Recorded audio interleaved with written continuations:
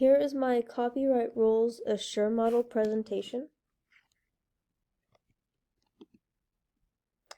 A stands for Analyze Learner Characteristics. The population of my campus is usually 11 to 12-year-olds. I teach 6th grade. Every student has access to the internet here at school. The school is a one-to-one technology campus. There's one iPad device for every student that we have.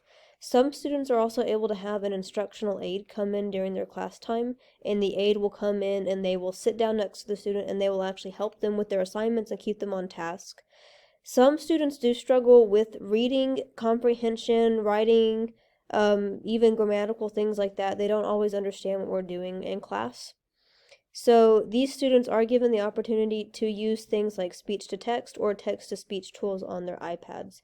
We also do differentiate instruction and we'll give out different quizzes based off of different learning levels to better help students.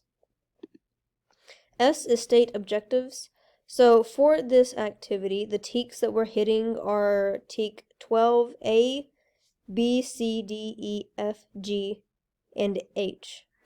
So since we're talking about copyright rules, they do have to listen, speak, read, write, and think using different types of texts. And the students are able to sometimes use teacher-guided questions and teacher-guided lessons like a copyright lesson. The second S is for selecting, modifying, or designing the materials. So the content students would be able to use for a project based off of copyright rules would be pre-selected databases. Since they are in 6th grade, I wouldn't turn them loose on any database that we have. I would give them something that's pretty specific and narrow so that they could start to learn to use databases. A database that we have are used by the schools, and the option that we have on ours is different types of levels based on the text that we're reading. So if, for instance, if we happen to read a text on volcanoes, we have a lower level option for that article, an on-level option for that article, and an upper-level option for the same article. So the kids are reading the same content, but they're able to understand that content based off of the level that they can actually comprehend. Students can, you can use whatever option they need to be successful. We also have textbooks that we use in the classroom, but most of the sources that we use are online because they do have the options for magnified text, for text-to-speech, for speech-to-text, and sometimes even help with spelling too. Spelling is a big issue for some of our students. Utilizing materials. Materials that we use for research and for learning copyright rules would be electronic devices. We use a smartboard to project.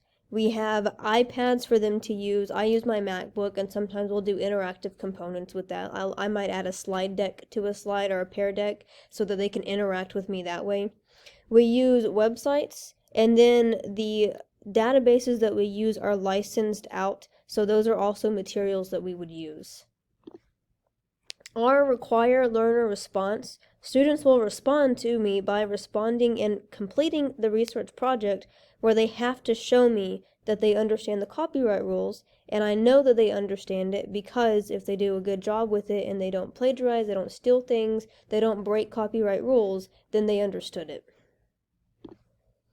How I will evaluate this is through a rubric. The rubric will include instructions for how credible the sources are that they got information from, the quality of information, also internet use, and then the correct use of copyright laws. And I do have the rubric attached to the end of the slide, so I'll show you real fast.